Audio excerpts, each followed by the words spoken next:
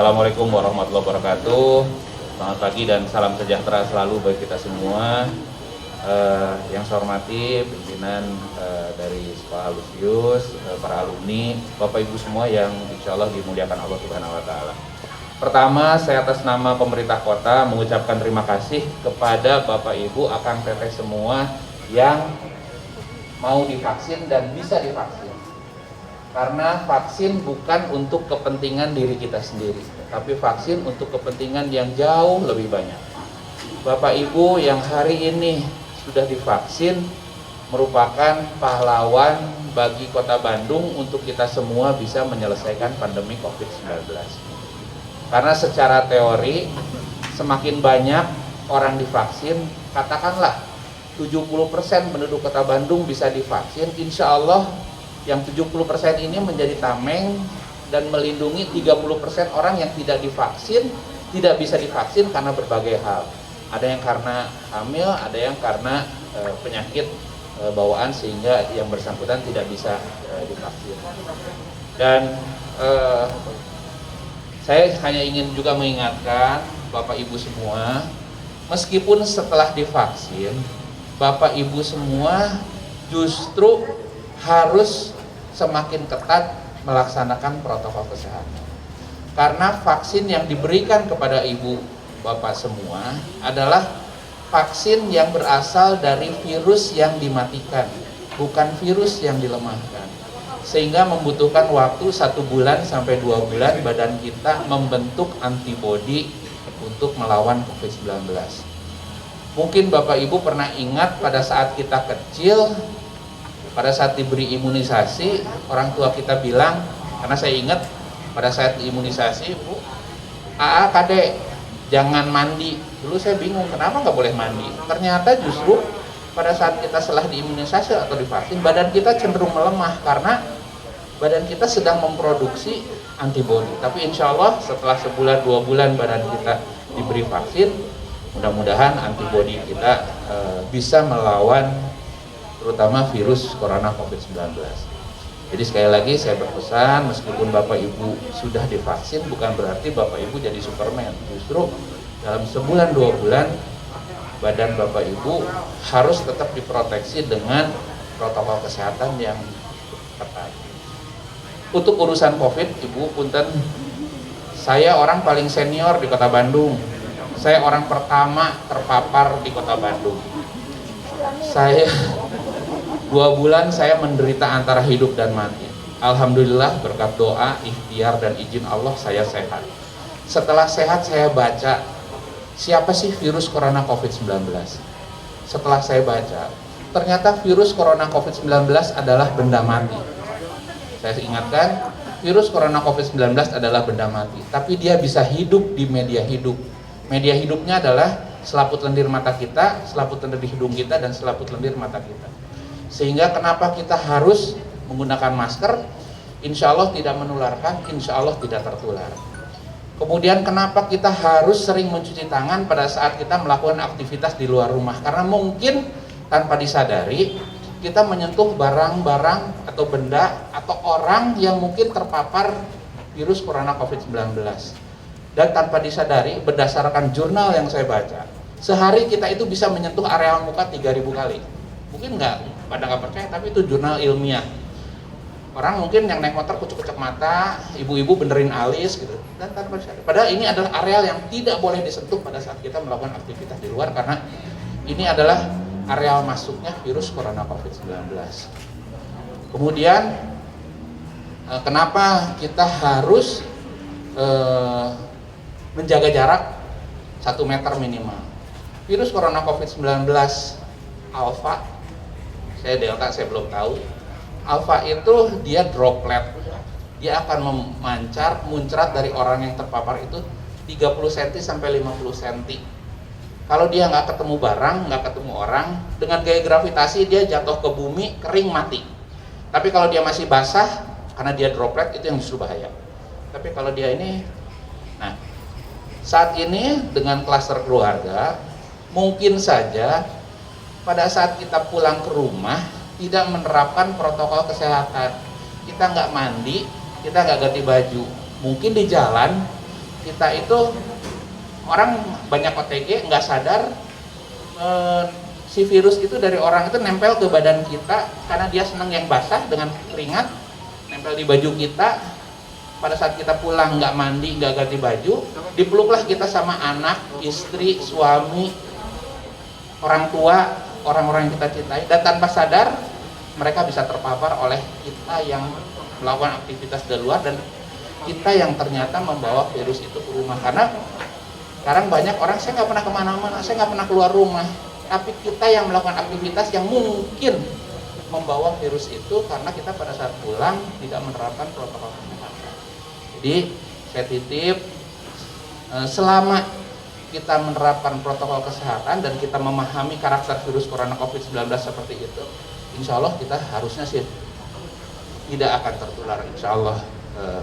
Jadi sekali lagi, apa yang dilakukan oleh Bapak Ibu semua hari ini bisa divaksin adalah salah satu bentuk ikhtiar kita.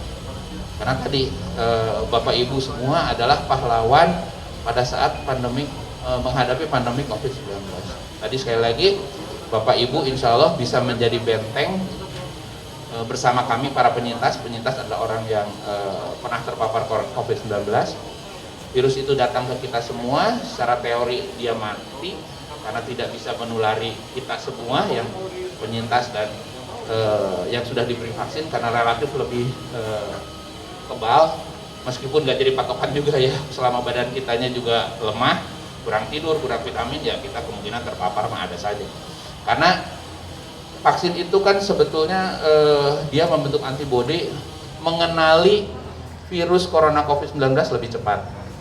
Begitu kita sudah divaksin punya antibodi, ada virus lagi ke kita, badan kita mengenali.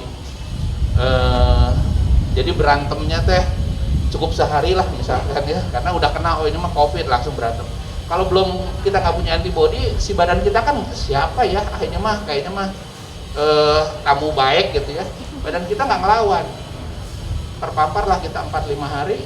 Kalau karena COVID cepat sekali, begitu kita telat mengenali bahwa kita terpapar COVID, ya COVID itu cepat sekali menyebar. Dan orang yang biasanya nggak punya penyakit, nggak punya komorbid, dengan COVID itu bisa muncul semua. Jadi saya melihat COVID ini seperti penyakit 1000 muka ya. Jadi sekarang, oh saya mah nggak COVID, saya mah hanya jantung. Aduh saya nggak COVID, saya mah diabetes. Aduh saya nggak COVID, saya mah ginjal. Tapi saya lihat, saya baca, karena Bu, saya setelah sembuh itu saya baca benar, karena saya juga trauma sekali ya. Saya benar-benar 2 bulan itu menderita hidup dan mati. Saya alhamdulillah minalik, nggak mau lagi tertular. Saya pelajari betul, tapi ternyata Bu, setelah kita pelajari tadi ya, karakternya itu kan selama kita dengan protokol kesehatan harusnya insya Allah kita nggak terpapar. Jadi sekali lagi terima kasih buat Bapak Ibu yang sudah mau bersedia divaksin, karena tidak semua orang mau, tidak semua orang juga bisa divaksin. Mungkin tadi lewat screening ada yang tensinya tinggi, ditunggu 10-15 menit nggak turun-turun, tetap nggak boleh. Terus mungkin orang yang hamil kan nggak boleh juga. Anak-anak di bawah usia 12 saat ini belum boleh juga. Jadi Bapak Ibu yang sudah bisa dan sudah mau divaksin, sekali lagi terima kasih. Bapak Ibu adalah pahlawan bagi Kota Bandung untuk kita semua menyelesaikan pandemi COVID-19. Sebagai gambaran angka saja, penduduk Kota Bandung ini 2.500.000. Idealnya kita itu 70% sampai 80% diberi vaksin untuk tadi jadi benteng kekebalan kelompok, membentengi orang yang tidak bisa divaksin, katakanlah 20% atau 30%. Dari 2 juta target yang akan diberi vaksin di Kota Bandung, saat ini dosis pertama itu sudah sekitar 600.000. Kita masih kurang 1.400.000.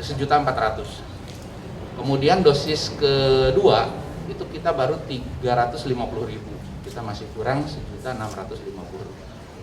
Vaksinator di Kota Bandung itu ada 1.000 orang kurang lebih, dan kita terus memberikan pelatihan, mungkin sudah di atas 1.100, 1.200. Anggaplah vaksinator yang sehat yang bisa menyuntik warga Kota Bandung, tadi target kita itu 1.000 orang.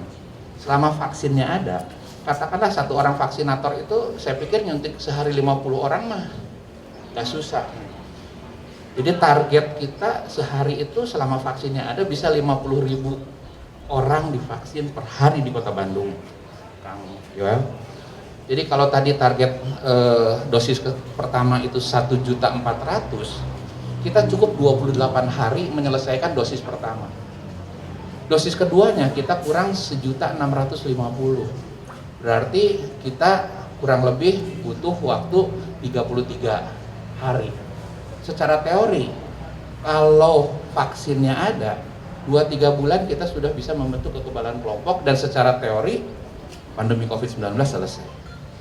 Jadi ini adalah bentuk ikhtiar kita. Jadi sekali lagi terima kasih buat semua pihak, terutama Bapak Ibu yang sudah mau dan sudah bisa divaksin. Dan sekali lagi terima kasih juga buat Bapak Ibu semua yang membantu pemerintah mempercepat proses vaksinasi, karena pemerintah nggak bisa berjalan sendiri. Tenaga vaksinator kami itu sangat terbatas juga. Yang 1.000 itu termasuk tadi vaksinator yang ada di sini, karena kita punya puskesmas itu hanya 80. Katakanlah satu puskesmas itu hanya 2 orang, 3 orang vaksinator. Dan sekarang banyak juga yang isoman juga, Bu.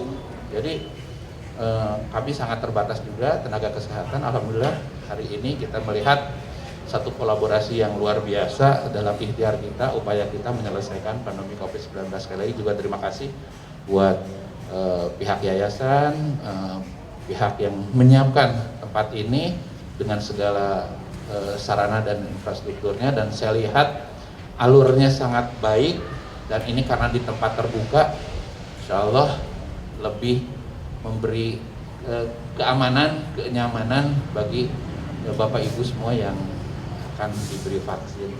Jadi sekali lagi terima kasih, mudah-mudahan segala ikhtiar kita ini menjadi ladang amal bagi kita semua dan dibalas kebaikan oleh Tuhan Yang Maha Kuasa. Mudah-mudahan kita semua selalu diberi kesehatan, kelancaran, kemudahan, dan insya Allah keberkahan oleh Allah Subhanahu Wa Taala. Sekali lagi terima kasih Bapak Ibu semua, sehat dan semangat bagi kita semua. Terima kasih. Wassalamualaikum warahmatullahi wabarakatuh.